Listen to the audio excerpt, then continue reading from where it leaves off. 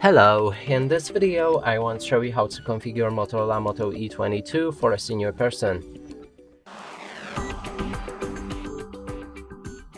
And to do this, we'll need to open our settings. Inside, look for accessibility options.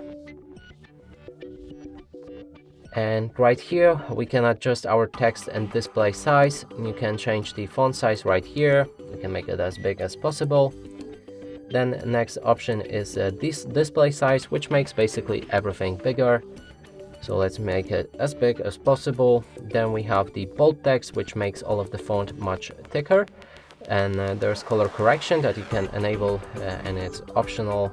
So just choose whichever settings you like. Then there's color inversion. You can also enable or disable it. Remove animations, which reduces motion sickness on this device. And you can also activate high contrast text, which outlines all of the text that is more visible.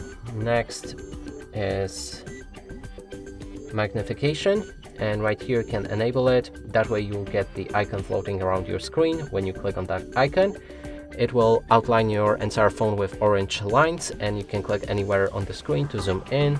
If you want to zoom out, click on that icon again. And that's it for this video. Hope you like it. Please consider subscribing to our channel, leave a like and a comment below.